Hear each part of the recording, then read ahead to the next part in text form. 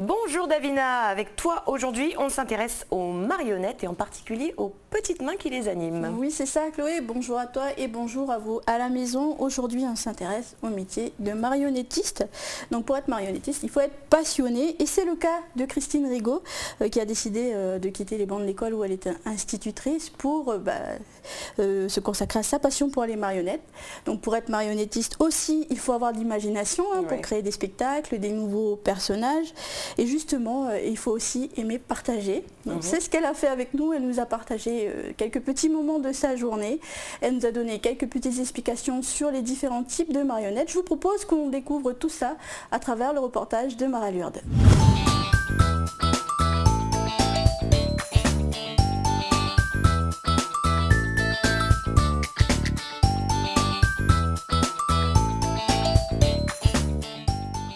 Ici, on se trouve dans l'atelier que j'ai monté quand j'ai décidé de me professionnaliser en tant que marionnettiste. C'est l'endroit où je stocke tout mon matériel pour fabriquer mes marionnettes, mes décors, mes accessoires, etc. Pour fabriquer une marionnette, au départ, il y a un travail de modelage pour pouvoir faire le prototype, je vais dire. Donc voilà, par exemple, le prototype que j'ai fabriqué pour Garam. Là, je l'ai fabriqué en plastiline, c'est une sorte de pâte à modeler qui ne sèche pas à l'air.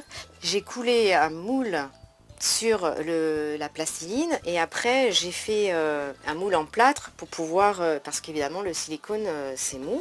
Comme là j'avais besoin de pouvoir avoir une tête à l'intérieur de laquelle je puisse bouger, j'ai injecté de la mousse de polyuréthane souple. En fait c'est comme de la mousse à matelas. Et du coup, eh bien voilà, on a une marionnette dans laquelle on peut... c'est le même principe que les marionnettes des Guignols de l'info, enfin évidemment beaucoup moins sophistiquées, mais l'intérêt c'est que on a une matière souple qui permet de pouvoir être animé de l'intérieur pour pouvoir bouger la bouche. Après, une fois qu'on a fini la fabrication de la tête, eh bien, il y a tout le travail de maquillage. Bon, là, j'ai rajouté les yeux, les cheveux, etc.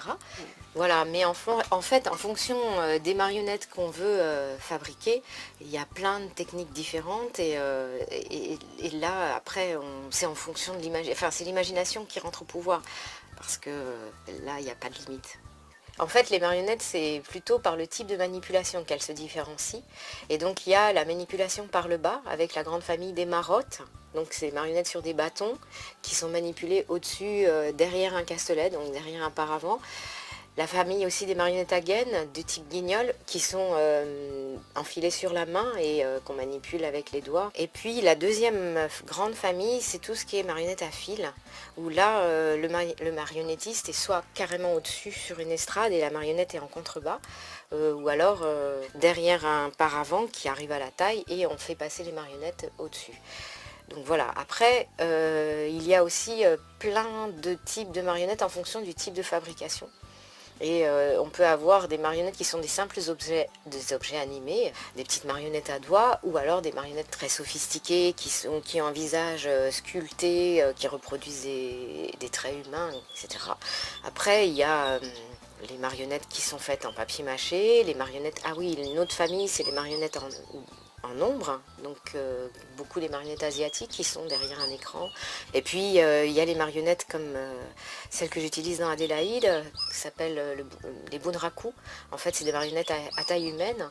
Et dans la technique japonaise, elle est manipulée par 3 manipulateurs, un pour le côté droit, un pour le côté gauche, et puis le maître qui manipule uniquement la tête, qui est entièrement articulée avec les sourcils, la bouche, etc. Donc il y a vraiment... c'est très vaste le monde de la marionnette. Oh, la fleur, elle est jolie. Vous croyez que je pourrais l'accueillir pour l'offrir à ma maman? Ah oui, je suis sûre que ça lui fera très plaisir. Non, Amy, non, ne cueille pas cette fleur. Oh, mais pourquoi, fait Violette? Parce que cette fleur a été empoisonnée par la sorcière. La sorcière? Oui. Si tu cueilles cette fleur et que tu te piques à l'une de ses épines, alors tu seras ensorcelée à ton tour, pour toujours. En fait, la marionnette, c'est donner vie à des objets. Donc, très jeune, j'ai fabriqué des objets, je faisais beaucoup d'activités manuelles, j'ai fabriqué des poupées de chiffon. Et puis, un jour, j'ai fait un stage pour fabriquer une marionnette à fil et c'est un peu le déclencheur. En fait, je pense que je suis incapable de jouer au théâtre, mais par contre, le fait de pouvoir donner vie à des marionnettes sans me montrer, ça me convient bien, parce que ça me permet de prendre plein de rôles différents sans qu'on me voie. Maudite fée! Elle a réussi à deviner mon piège. Elle a deviné que j'avais empoisonné cette fleur pour attraper la petite fille. Ah, mais ça ne peut pas se passer comme ça. J'ai absolument besoin d'elle pour mon expérience. Oui, je sais. Je vais lui envoyer mon petit dragon vert. Curieuse comme elle ne pourra pas résister à l'envie de le suivre. Et une fois dans ma grotte, elle sera ma prisonnière. C'est un plan diabolique, n'est-ce pas?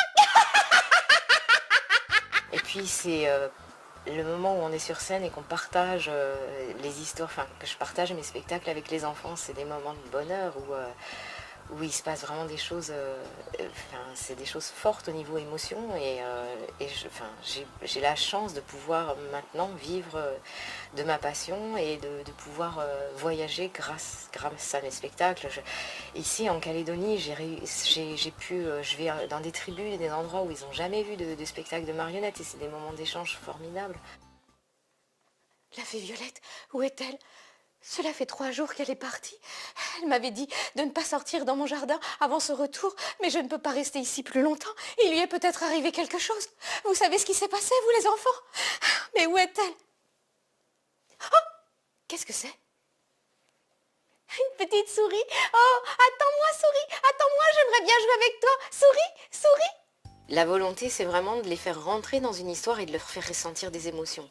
Qu'à la fin de l'histoire, ils aient envie qu'ils aient des souvenirs de ce qui s'est passé, qu'ils aient ressenti des choses. Alors, ça peut jouer sur la peur. Enfin, je sais que le spectacle qui marche le mieux, Adélaïde Gimli et compagnie, en fait, ça m'est arrivé deux ou 3 ans après de revoir des enfants qui avaient vu ce spectacle et ils se rappellent encore de la sorcière parce que la sorcière c'est un personnage emblématique dans l'univers des enfants et c'est un personnage qui fait peur dans cette histoire mais en fait ils vont réussir à vaincre la sorcière en chantant une chanson et ça c'est pour ça que ça fonctionne si bien, c'est parce qu'il y a eu des émotions qu'on a partagé quelque chose ensemble qui fait qu'ils vont s'en rappeler longtemps et c'est ça qui me plaît, c'est de transmettre ça dans des endroits où c'est jamais allé quoi. La marionnette c'est pas quelque chose de commun ici en Calédonie.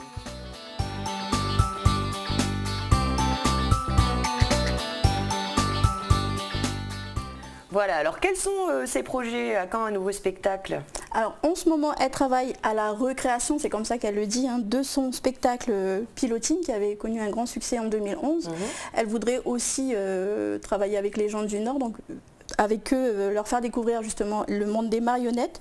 Donc Pilotine reviendra en avril 2016, enfin c'est ce qui est prévu, on vous tiendra au courant et on vous donnera les dates dès qu'on les aura bien sûr. Et en parallèle, elle travaille aussi à l'écriture d'un nouveau spectacle qui mettra en scène le corbeau calédonien. Donc pour la petite histoire, le corbeau calédonien c'est quand même l'oiseau le plus intelligent au monde d'après ce que j'ai pu trouver durant mes petites recherches. Donc voilà, affaire à suivre pour Christine Rigaud.